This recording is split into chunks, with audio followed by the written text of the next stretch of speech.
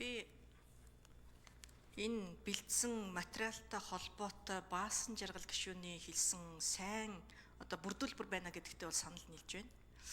Гагцхүү ийм олон хуудастай бичиг баримт дотроо 4хэн хуудас буюу 8хэн нүүр хуулийн дээрээ жоохон дутуу төлмөг ажилласан юм уу да гэдэг ийм хувь хүний мэдрэмжтэй байна. Миний бодлоор одоо байгаа хуулийн дээрээ энэ хуулийн орж ирж байгаа 8-5 буюу өөрийн зохицуулалтын байгууллагатай байна гэдэг тэр эрх мэдлийн өгөөл бараг болох үйц хэмжээний харагдаж байна. Хэд хэдэн санаа зовж байгаа асуудал байна. Нэгдүгээрт төрөөс хэвлэл мэдээллийн хэрэгслийн нийтлэх нэвтрүүлэх мэдээлэл дагуулгын хяналт тавих байгууллага албан тушаал бий болохгүй бөгөөд ийм үйл ажиллагааг санхүүжүүлэхийг хориглоно гэсэн байна. За яг нөгөө төрийн булхаа луврыг илчлэх гээд байгаа мүү гэдэг ийм хяналтыг хинч тавьж болохгүй гэдэг агуулгаар ч ойлгоод байна. Гэтэл хууль бус мөрөөдөө тоглоом гэмт хэргийн шинж чанартай хүүхдүүдийн эсрэг энэ болохгүй байгаа зүйл залтууд дээр хэн цензур тавих юм бэ? Дураар нь тавиад туучих юм уу? Цахим орчноо хянч чадахгүй байгаа учраас 16 хүртэл насны хүүхдийн сошиал хэрэглээг нь хязгаарлая гэдээ боловсролын сайд нь яриад явж байгаа шүү дээ. Хүүхдүүдээ хорчгоо тэгээд өөрсдөө энэ цахим орчинд дураараа өргөх үү? Ямар ч цензургүй. Манай төр ер нь ингээд хоёр туйлын шийдвэр гаргаад идгээ ер нь болохгүй мүү? Энэ олон хуудас дотор байгаа бүхий л зовлон сошиал орчинтой холбоотой, хувь сэтгүүлчтэй холбоотой гомдлуудын талаар маш их судалгаанууд байна. Гэтэл яг энэ асуудлуудын энэ хуулиар зохицуулагдаагүй. Сэтгүүлч гэдэг маань өөрөө хувь хүнийхээ өөрийнхөө пэйжээр, өөрийнхөө аккаунтаар бичиж байгаа сэтгэгдэл, бичиж байгаа мэдээлэл нь хэвлэл мэдээллийн байгууллагатай орж явах юм уу, үгүй юм уу? Хариуцлага хүлээх юм уу, үгүй юм уу? Энэ чинь чухал шүү дээ. Хэвлэл мэдээллийн хэрэгсэл гэдэг дотор уг нь бол энэ сэтгүүлч гэдэг нь орж байгаа байхгүй юу? Гэхдээ нөгөө талдаа гүй эн чинь миний хувь сэтгүүлчийнхээ хувьд хэлж байгаа юм аа. Энэ бол манай байгууллагын асуудал биш ээ гэж хэлэх энэ гарц нь байгаад шүү дээ. Төрийн байгууллагуудыг хэвлэл мэдээллийн хэрэгсэлтэй байхыг хориглоно гэсэн ийм заалт нь тухайн яг сонин сэтгүүл, радио, телевиз бусад юм ин ойлгож байна. Цахим хуудастай байхыг, мэдээллийн цахим хуудастай байхыг бас энэ хэвлэл мэдээллийн хэрэгсэл гэж оруулж байгаа байхгүй юу? Тэгэхээр тухайн яамдууд алтан гэрэл сайд ч гэсэн өнөөдөр хууль зүйн яамны сошиал пэйжүүд нь байгаа шүү дээ. Энийг болох юм уу? Мэдээлэл хэрхэн яаж өгөх юм? Тэгээ мэдээлэлээ нээлттэй өгөхдөө заавал тендер зарлаж, заавал мөнгө өгч ийж мэдээлэлээ олон нийтэд хүргэх юм байна л да. Төрийн байгууллага гамшиг аюулт үзэгдлээс бусад үед хэвлэл мэдээллийн хэрэгслээр үн төлбөргүй мэдээлэл нэвтрүүлэхийг шаардахыг хориглоно гэж 6-гийн 4-дөр байна. Гүн чинь нөгөө мэдээллийнхээ агуулгасаа байж болдоггүй мө хүүхэд хамгаалал нийгэмд хэрэгцээтэй мэдээллүүдийг үн төлбөргүй явуулж болохгүй юу? Яагаад заавал тендер зарлах ёстой юм? Дахиад нөгөө мөнгөний харилцаа үүсэж шít. Тэгээ тендер чалгарж байгаа компани нь дараад нь өөрийнхөө санхүүгийн бүхий л тайлангаа олон нийтэд нээлттэй тавихын гинэ. Тэгэхээр миний бодлоор бол үнэхээр байнгын хорон дээр ч энэ хууль маань 3 удаа санал хураагаад 3 удаа унаад арай гэж босгож орж ирсэн. Арай л жоохон дутуу юм уу да гэдэг л ийм сэтгэлдэлтэй байгаад байна. Хүний үзэл бодол чөлөөтэй илэрхийлж бололгүй яах вэ? Гэхдээ ёс зүйн хаана байх вэ? Гүтгэх нь хаана байх вэ? Өнөөдөр редакцтай хэвлэл мэдээллийн байгууллагуудад ямар ч хариулт өгье. Оюун сарны алтан гэрэл сайд. За хариун зүйн гишүүний байр суурийг хүндэтгэж байна. Гэхдээ зарим зүйл дээр бас ташаа ойлголттой байна гэж хэлье.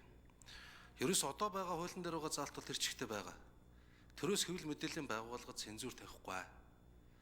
Тэрүүгээр юу нэвтрүүлж гин, эднийх харигтай мөнгө сурталчилж гин үү гэдэг ч юм уу ийм байдлаар байгууллага гаргаад тэрийг хянд суухгүй гэдэг л агуулга.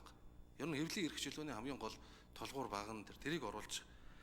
Тэгэхээр энэ хуулийн төсөл дээр бид нар анхааруулжтай нэмэх шаардлагатай, хасах шаардлагатай зүйлүүд байж болохыг хүлээн зөвшөөрнө.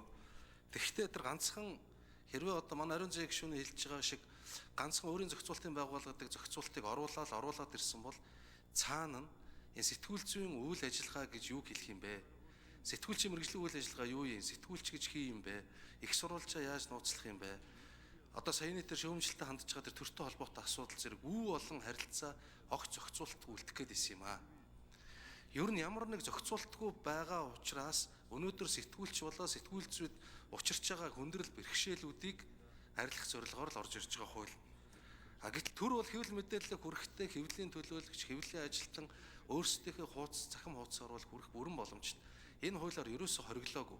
Гагцгүй бид энэ хуулиар юу хориглохыг ирмэлзээд байгаа вэ гэхлээр татвар төлөгчдийн мөнгөөр медиа ажил явуулдаг. Өөрөөр хэлбэл одоо нэг юм рил хийдэг багтай, нэвтрүүлэг хийдэг багтай, компьютер дээр компьютер график хийдэг, тастдаг гэд бүтэн редакц таны ийм зүйл хажуудаа ажилуулад тэрийг татвар төлөгчдийн мөнгөөр хийлгээд дахиад цаашаага сурчлагаагаа явуулахдаа татвар төлөгчдийн мөнгөөр явуулдаг энэ байдлыг тасан зогсоогоод ингэж хийж байгаа бол нээлттэйгээр явуулаа л гэж. Яг өнөөдрийн байдлаар ямар байдалтай явагдаж байгааг гэвэл нэн ялангуяа төрийн өмч томоохон аж ахуйн нэгж байгууллагууд дээр энэ хэвлэл мэдээлэл PR-тай холбоотой зүйлүүд нийгмийн хариуцлагын хүрээнд гэдэг халахвчин дор за эсвэл бол өөрсдийн үйл ажиллагаа сурчлах гэдэг халахвчин дор тэнд байгаа тодорхой этгээд за эсвэл заримдаа нэг тодорхой нэг улс төрчийн эрх шиг хамгаалахын тулд яваад байгаа учраас бид нар ийм биш байя гэж. Эргээд энэ байдал маань өөрөө хэвлэл мэдээллийн байгууллагад муугар нөлөөлөд ийна.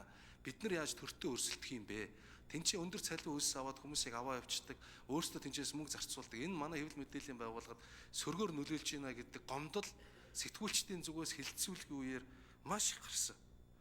Тэгэд төрийн байгуулалтын байнгын орон дээр 3 удаа санал хураалгасан гэдэг ингээд яриад яг үнэхээр өнөөдрийн бидний чуулганы хуралдаанд байгаа бэрхшээл гарсан. Нөгөө төхөөрөмж нь ажиллахгүй би өөрөө төрийн байгуулалтын байнгын орооны гишүүн шүү. Би өөрөө хуулийн төсөл ингээд барай явж байгаа хүн. Миний дарж байгаа төхөөрөмжн дээр улаан асаал би эсрэг санал тэгвэл дахин санал ургалъя гэж гишүүдээр ч ийм санал гаргаж явж байгаа л хураасан тэрнээс унгаад их босгоод исэн зүйл та буруу ойлгосон байх шүү гэдэг хэлье. За юу ширэмзээ гişүн тодруулчихсоё. Нэг удаагийн тохиолдол яг вэ 3 удаа болохоор мөн одоо оролцохгүйгээр танхимаас гарсан хүмүүс ч байхыг үгүйсэхгүй. Тус хуулийн 6-гийн 10 дээр тухайн одоо хуулийн этгээдүүд дэрэгдээ хэвлэл мэдээллийн хэрэгсэлд ажилуулахыг хориглоно гэж заасан байгаа бол тус хуулийн 4-1-ийн 3 дээр хэвлэл мэдээллийн хэрэгсэл гэж юу хэлэх вэ гэхээр мэдээллийн цахим хуудсыг хэлнэ гэсэн байгаа байхгүй. Тэгэхээр энэ мэдээллийн цахим хуудсыг ажилуулахад бүх төрийн байгууллага, бүх пэйж, бүх одоо энэ цахим хуудсуудаа хаана гэсэн үгөө гэсэн ийм нэг асуулт байгаад байна. Энэ цагаан дээр хараад бичээстэй байгаа юмыг би уншаад байна шүү дээ. Хоёр дахь нь болохоор энэ зузаан номныхоо харилцаа зовлон бэрхшээл тоочсон энэ сошиал болоод хувь сэтгүүлчийн өөрийнх нь тэр ёс зүй хариуцлага гүтгэлэг энэ асуудлууд чинь огтос зохицуулагдаагүй байна. Тэгэхээр энэ асуудал нь тэнд байгаад ахад энд шал өөр хууль оруулж ирж байгаа нь өөрөө учир дутал. За оюун сахны алтан гэрэл сайд нэмж хариулъя. Ерөөсөө саяын сэтгүүлчтэй холбоотой гомдлыг зохицуулах гэж энэ хуулийг бас боловсруулаагүй нэг үг хэлэхэд. Энэ бол өөр бус хуулиудаар зохицуулагдаад явдаг харилцаа. Монгол Улсын хүчин төгөл төр үйлчилж байгаа өөр бус хуулиудаар зохицуулагдав. Сэтгүүлчийг яаж ёс зүйтэй байлгах вэ, яаж цензуртах үү гэдэг энэ зорилгоор энэ хууль маань ерөөсөө хийгдэг вэ. Тэгээс манай ариун зээг гишүүний харж байгааг та өгүүлбэрийг гүйцээгээд уншвал 4-1-2 дээр чинь хэвлэл мэдээллийн байгууллага гэж редакц тайгаар сэтгүүл зүйн үйл ажиллагаа эрхэлдэг сонирсдгол радио телевиз цахим хуудас зэрэг хэвлэл мэдээлэл хэрэгсэл эзэмшдэг хуулийн этгээдийг ойлгоно гэдэг. Хуулийн этгээд байх нь байна. Редакцтайгаар байх нь байна. За тэгээд энд сэтгүүл зүйн үйл ажиллагаа эрхэлдэг байх нь байна. Тэгэхээр зөвхөн өдөр тутмынхаа үйл ажиллагааг тавьдаг энэ төрлийн байгууллагуудтай холбоотой цахим хуудаснууд бид хамаарахгүй гэж үзэж байгаа. За дахин тодруулчихсоё. Ариун зээг шүү. Хоёр дахь дутуу хариулсан бол хоёр дахь тодруулж болдог шүү дээ. Би 4-1-ийн 3-ыг бол хэлсэн. Мөн дээрээс энэ хуулийг дагаж орж ирж байгаа бүхий л тайлбарууд чинь хувь сэтгүүлчтэй холбоотой, цахим харилцаатай холбоотой ийм зовлон жаргалыг бичсэн байгаа байхгүй юу. Тэгээ ийм олон бүрдүүлбэрээ оруулчаад яг гол асуудлаа шийдвэрлээгүй байна гэдгийг л би хэлээд байгаа юм. Ер нь бол тэрнээс би одоо ингэ хэвлэл мэдээллийн байгууллагын эрх чөлөөг одоо үгүйсгээд байгаа юм огтос биш шүү дээ. Зүгээр асуудал чинь хിവэрээ үлдчихлээ шүү гэдгийг л хэлээд байна. Асуудал нь хിവэрээ үлдчихлээ. Төрийн байгууллагууд иргэдэд мэдээлэл өгөх үүргийг бас нөгөө талдаа хүлээж байгаа шүү дээ. Манай зарим гишүүд өөрсдөө ч хэвлэлийн төлөөлөгчд байсан. Тэгээ бүхий л энэ ажлуудаа болох юм уу? Ер нь ингээд нэг тийм ойлгомжгүй хууль бичлэлт болоо жоохон дутуу ажилласан байна гэдгийг л одоо би хэлээд байгаа. За Лувсан Бямбагийн мөнгө